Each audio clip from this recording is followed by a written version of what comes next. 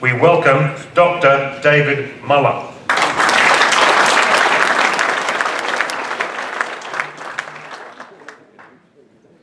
Thank you, Vince. I'd like to thank you guys for all being here to listen to me talk and giving me the opportunity to speak to you today.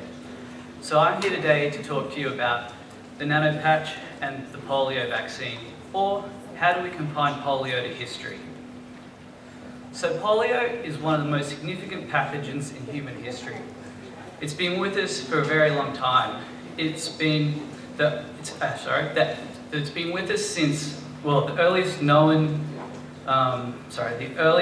known cases of polio date back to ancient Egypt, where you can actually see here a pharaoh with the characteristic droopy leg that is a result of polio infection.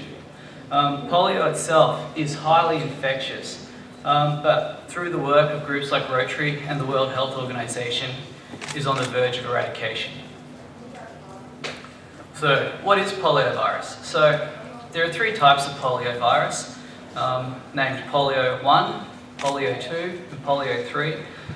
We're virologists, we're not comedians, so we didn't name these very well. And each virus, it's comprised of a protein code that encapsulates the virus RNA or genome. And these are just some pictures of the virus itself. So this is an electron microscope picture of polio, and you can see it looks like this honeycomb lattice. And here we have a supercomputer image of the virus, where the different proteins are shown in blue, red, and yellow. So, infection with one of these virus particles, they're spread by fecal-oral transmission. When the virus infects you, it enters your body through the cells in the nasopharynx and the gastrointestinal tract. When this happens, you get a range of clinical manifestations. With polio, virtually 95% of all people infected with polio are asymptomatic. This means they don't get sick at all, but they do spread the virus. They do shed the virus in their feces, which means it can be spread around. Of the 5% that actually get sick, majority of patients, people just experience an upper respiratory tract infection, a lower respiratory tract infection with flu-like illness. However, about 1 in 200 cases progress to acute flaccid paralysis. And this has, this is where the virus crosses the blood-brain barrier, crosses into the central nervous system and attacks neurons. And you get degeneration of these neurons, and it can lead to paralysis that can be permanent. And that's where you see people with the wasted limbs like this chap here. And we also see deformities like in these children. So of the people that actually suffer a paralytic polio attack, there's a smaller percentage go on to experience bulbar polio.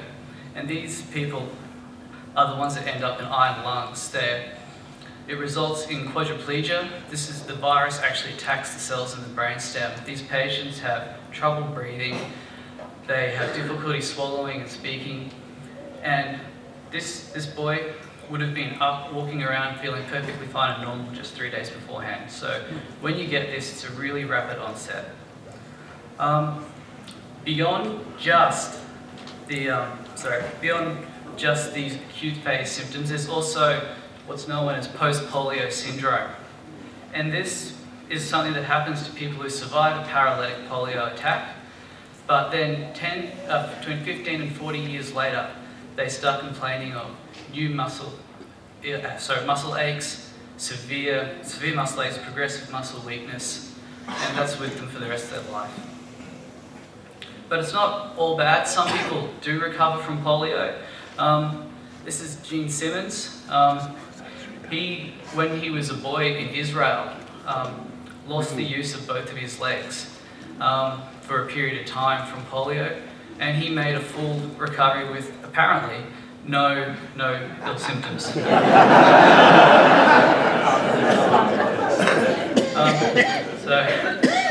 Although these viruses is highly pathogenic and it causes very traumatic effects on the individuals.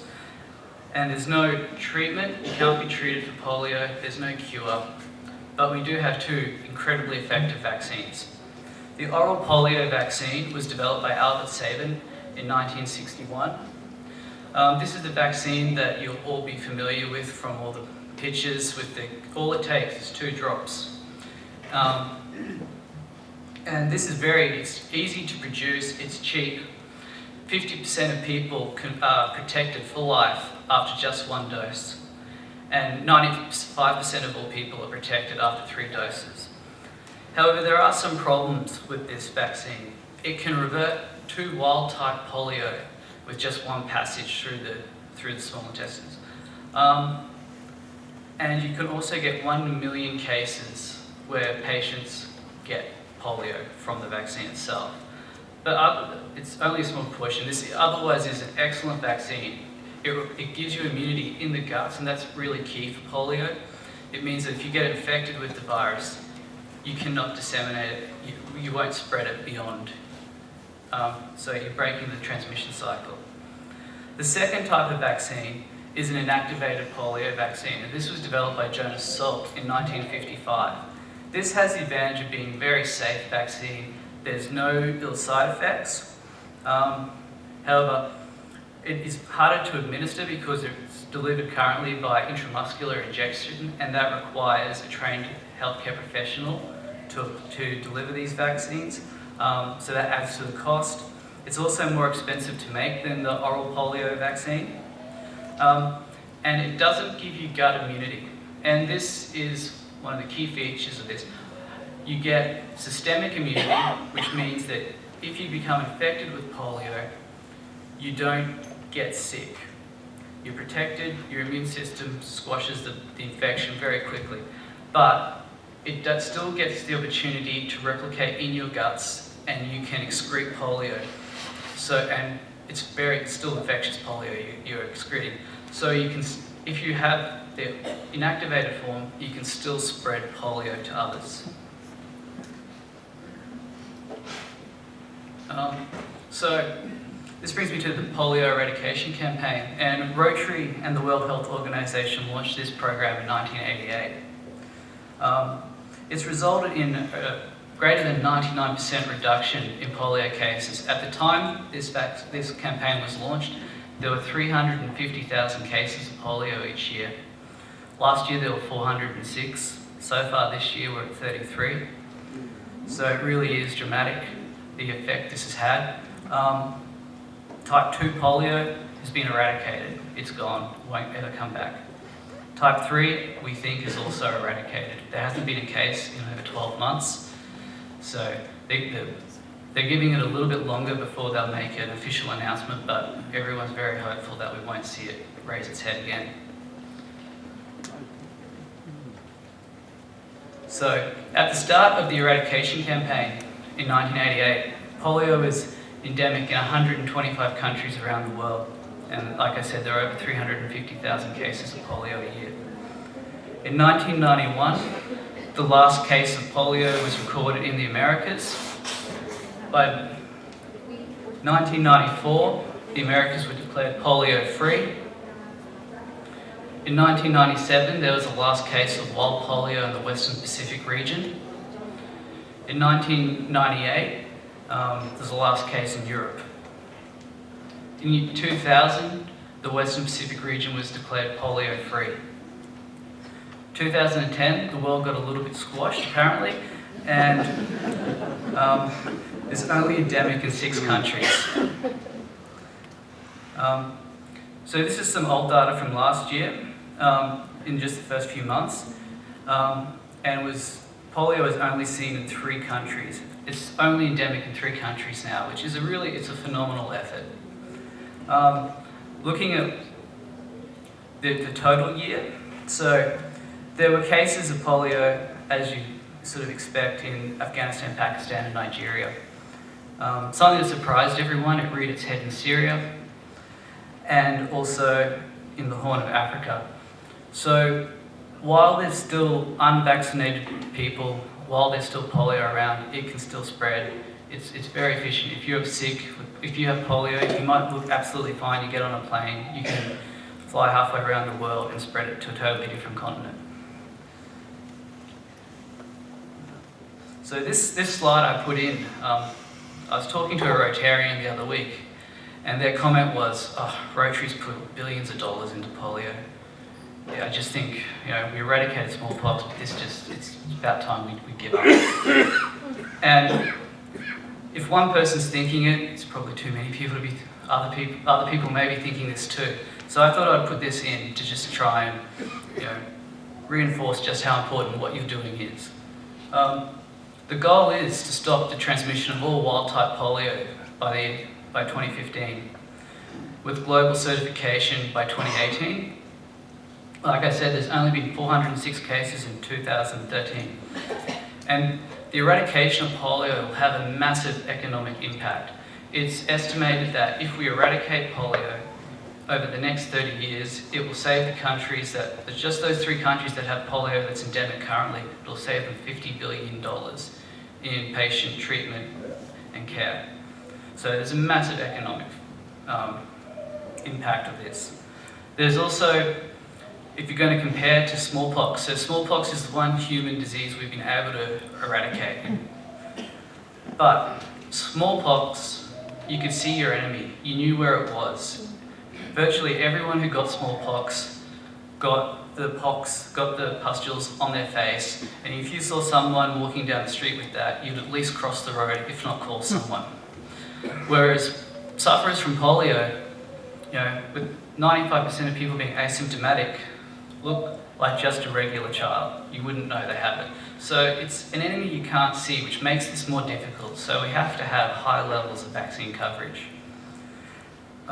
Which brings me back to this graph. This graph is since the eradication program was introduced.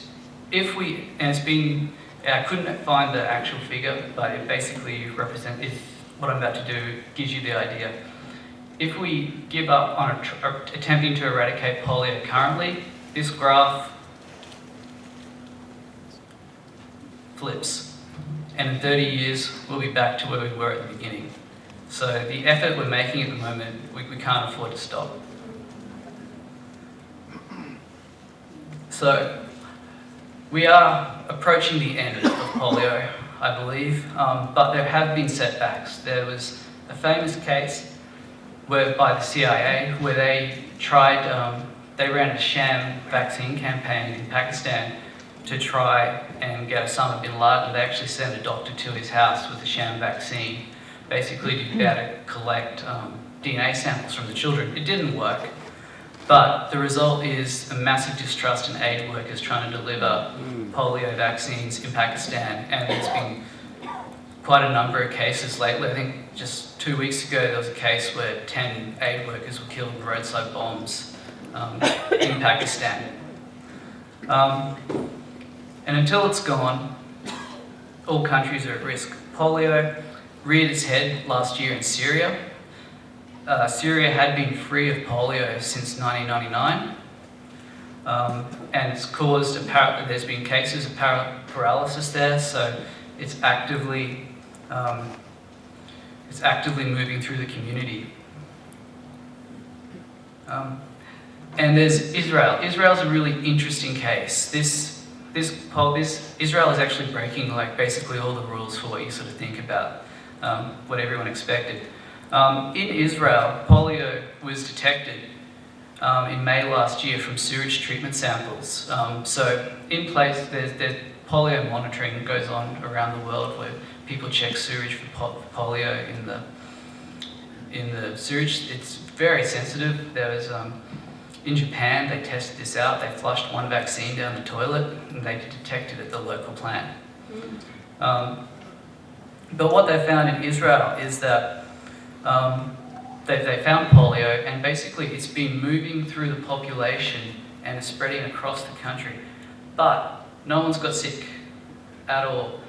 And they're using IPV. If you remember, that's the vaccine that protects you from the virus, but it doesn't stop you from being able to spread it. So no one's getting sick at all, but it is moving around. So if there is the potential that it could find unvaccinated populations, and that could lead to a paralytic polio outbreak. But so far there still hasn't been a case, and this has been going on for quite some time now. To try and combat this, the Israeli government rolled out an oral polio vaccine campaign for all children under 10. So this brings me to sort of what I've been doing in my lab at UQ. I've been working with the Nano Patch, and what the Nano Patch is, it's a high density microprojection array. And on it there's thousands of tiny little silicon microneedles. You can't see them when you really look at the patch, it just kind of looks like a rough surface. And this gives you an idea of scale here with a finger holding it. The next picture here, this is a picture of a 30 gauge needle in front of the Nano Patch. This is taken under electron microscope. And that's the sort of standard insulin needle that you're given. So you can see the size difference in these projections that we're using to deliver vaccines. So why would we want to use the Nano Patch? What makes it so good? One of the key features of the Nano Patch is it delivers the vaccine to where it needs to go. Your skin is rich of immune cells just waiting for challenge. So traditionally most vaccines are delivered into the muscle, and there's particularly not a lot of immune cells in there, so it's sort of an ineffective way to deliver a vaccine. By specifically targeting these cells in the skin that are ready to take up the vaccine, we get a number of positive effects. We get a physical response to the vaccine, and we get this enhancement. So just the actual act of applying the patch to the skin with a vaccine, it enhances the immune response, and we're able to get 100 times dose sparing. We can use less adjuvants. Because we're dry coating, we get advantages, though we can remove the cold chain, which is a massive thing for almost all vaccines. There's no needles, so most people don't like needles. So it's hoped that it will improve patient compliance. It's relatively pain-free. And I've got some things here just to show you quickly.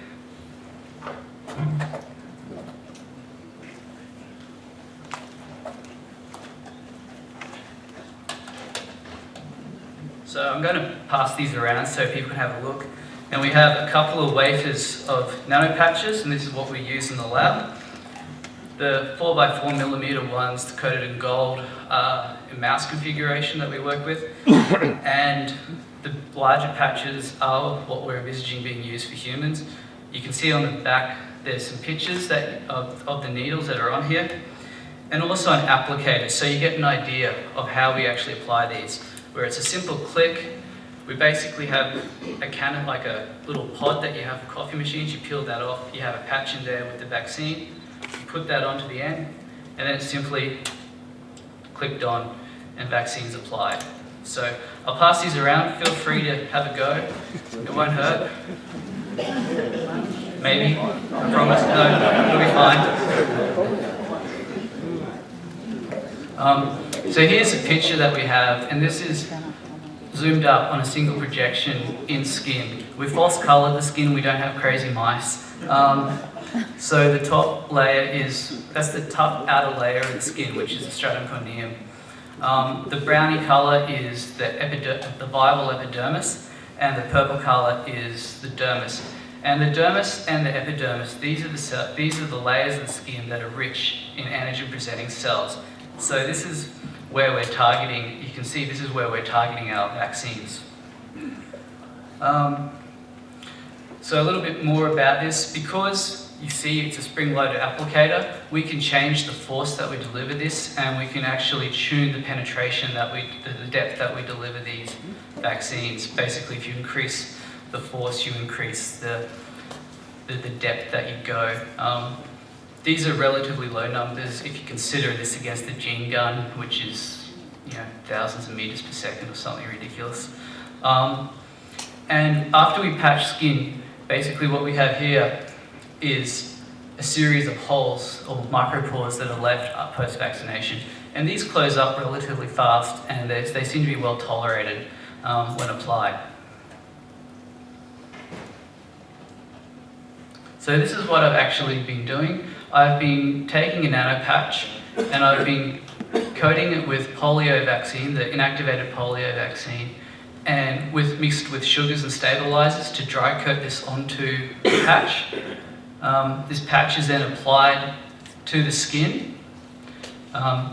Once it's in the skin, the sugar coating rapidly dissolves, and that allows for the vaccine to be able to diffuse out and interact with the immune cells, which are shown here in blue. And then we simply remove the patch.